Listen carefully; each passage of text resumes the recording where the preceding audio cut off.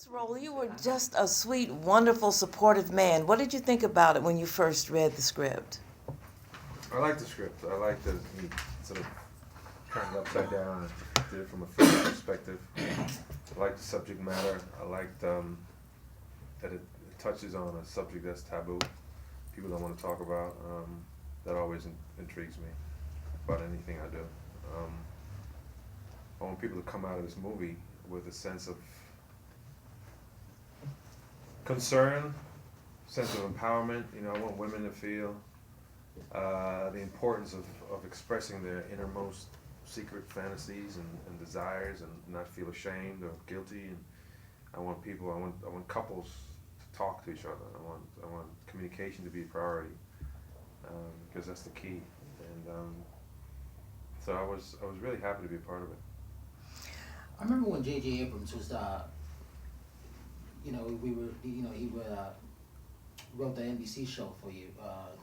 Escapes me right now. Undercovers. Undercovers. But I remember you were getting ready to do a big, huge switch in, I think, your career, and I liked how it was going. And it's interesting to see how everything has portrayed and unfolded for you. You still feel it's going that way that you wanted to go? Going what way? You were just doing so many things. Yeah. And it was growing. Mm-hmm. You were happy the way everything was growing. So it's good to see the roles that you're taking on and the projects that you're doing. Mm-hmm. You still see it growing the way you wanted to grow.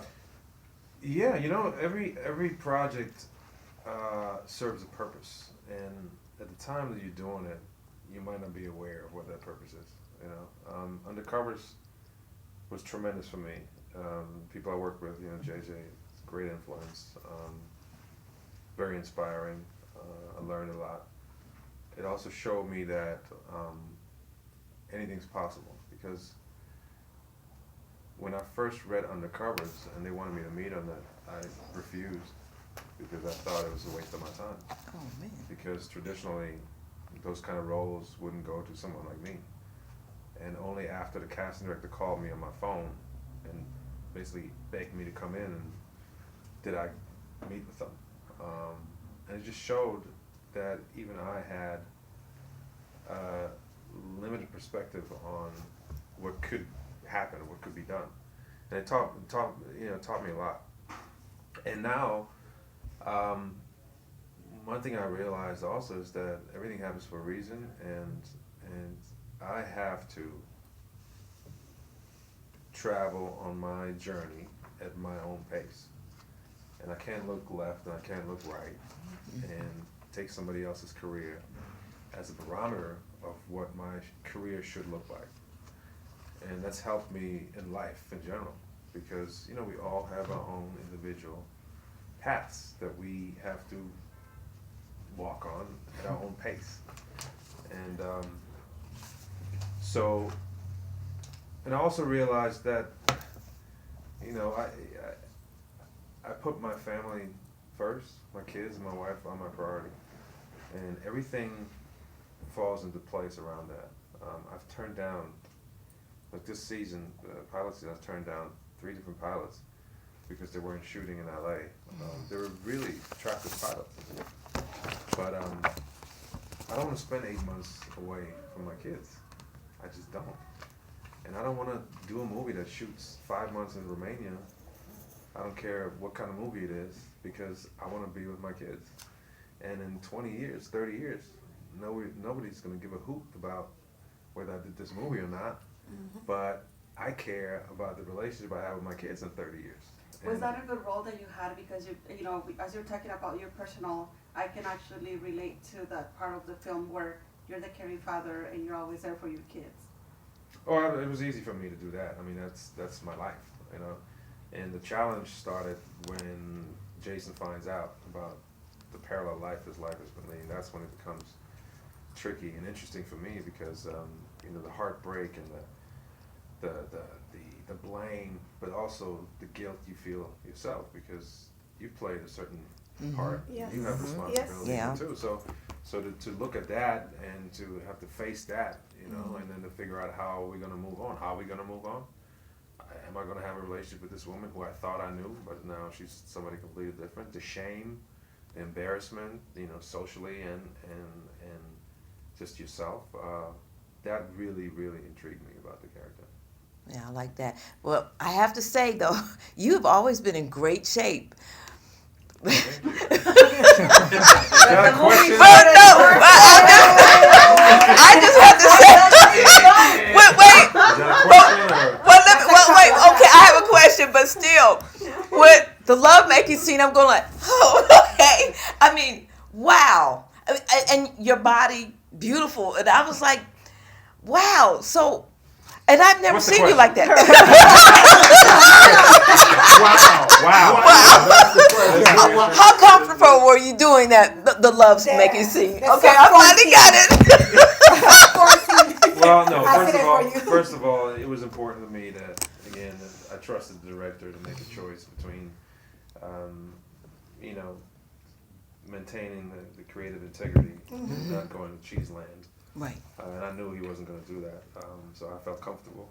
I felt safe. And also, I needed to show that there is love making going on because Oh yeah. no, it's important because when you're talking about addiction, has nothing to do with how your relationship is going. I didn't want people to leave the movie and say, "Well, he didn't sleep with her." So Right. you know, no, he slept with her and he made love to her and it was all good. Sometimes 3 times a day. There you go. There you go. So I needed that point. I needed that point to be clear. Yeah. You know what I mean? Yeah. They had a great relationship. Yeah. There's no cop out here. They had a great relationship all around. But still there's this desire from her that you can't help that just keeps making her go outside of marriage. This is what I like about your career, Boris, because of that your character and why you chose it. It's a rarity, and I say rarity, watching over 1,000 movies so many years in a row, that we see a character like that, where he is this great father, great husband, great career, loving, and at the same time, he just wants to be with his wife the way it is, and not growing. So it was interesting to see how it was dealt with, and I liked how you played that. I thought it added to the film, for me, in general. Well, having an actress for a wife, and she plays roles and you play roles, how do you guys come together with each other's experience and help one another grow? Oh, she helps me tremendously. I do my best work when I'm with my wife. She's incredible. She's one of the best actors we have, and she's proven it over and over. I mean, she's doing Cleopatra right now on stage in New York. She's doing Shakespeare's Cleopatra. It's like unbelievable. I don't know if anybody's seen her when she did Streetcar, but it's just amazing. She amazes me every time.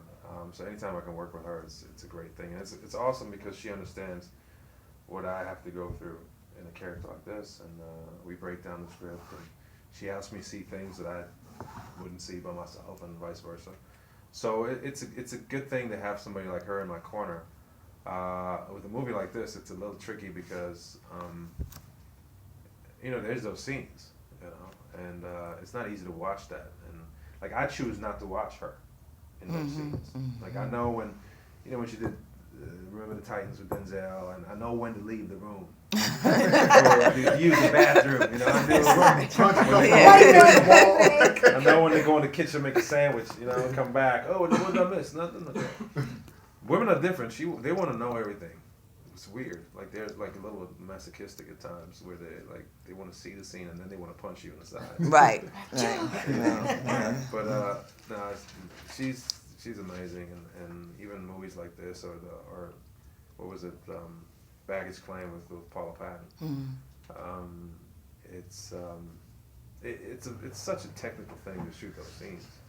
It has nothing to do with any romantic feelings or whatsoever. There's lights, there's people, there's you can't put a shadow on her face. You gotta watch out the movement and stuff. And after a while, it just becomes hilarious. You just laugh your ass off. Such a strong movie. In the process of you having the scenes, the bed scenes were tastefully done. Like you said, the director protected you guys a lot. Your interaction with Shannon, actually, how do you guys were able to get to that comfort level to be in the same scene? Sharon is amazing. I've been friends with her for a long time, so that helped. We have a great friendship. I love her. She's a great actress, super courageous in this movie. She did an unbelievable job in this movie, and my job was to protect her. That was my job. My job was to make her comfortable And that's what I would do. I would go in the room with her, close the door, and check in with her. Are you okay? You all right? Everything good? And she would tell me, can you just make sure that I'm like, I got you. And so I was sort of the safety net for her to do what she needed to do. So it worked out well. You know what's interesting, what you said though about your career, how you, in your own thinking, somewhat limited your roles as to what you can do or what is offered to you. Mm-hmm. I think that's interesting, and it's wonderful that you would admit to that, because I see you as, once again, a private detective, anything, superhero. What other roles do you see yourself in, or that you could do when you really put your mind to it? Because you're in great shape. I mean, no. Is that a question? That's just. Wow. But okay, here we go again. Well, I can't help it. James Bond, Up and Down, because I think our time is coming. Black and Latinos in the film industry. I agree. Yeah, you know what? I appreciate that. First of all, I want to do everything. And I slowly get more confident. People forget that soul food was my first job. Like, I grew up on soul food. Yeah. That was my apprenticeship, if you will, with my wife. That was how I learned the craft. And I'm only 10 years in, and I've done a lot in that time span, and I've grown throughout, and I'm still growing, and I'm getting more and more comfortable with every role that I take, and I don't see any more limitations. Undercovers, also when I did Cat on the Hot Tin Roof on Broadway with James Earl Jones, gave me great confidence in the fact that I could hold my own, I could do this, and I'm looking forward to it, every challenge. And forget Hollywood for a second. Yeah, they're gonna put me in a box. They want me to play this one guy over and over, and I've had the courage to turn down stuff because of it, and I want to keep at it, until I one by one prove that I can play this character as well as that. And superhero, yes, absolutely. I love to, play a superhero. I'm open. Before you go, That's right. working with William Levy as a Latino. Sorry. Working with William Levy, how was it? Oh, Willem, he's my brother. He's a great guy, super smart and funny, loving. It was a family atmosphere on the set. Everybody was really fun and cool. We hung out, and he has 2 kids, so he could relate. And I'm really happy for him too. He's had a lot of success.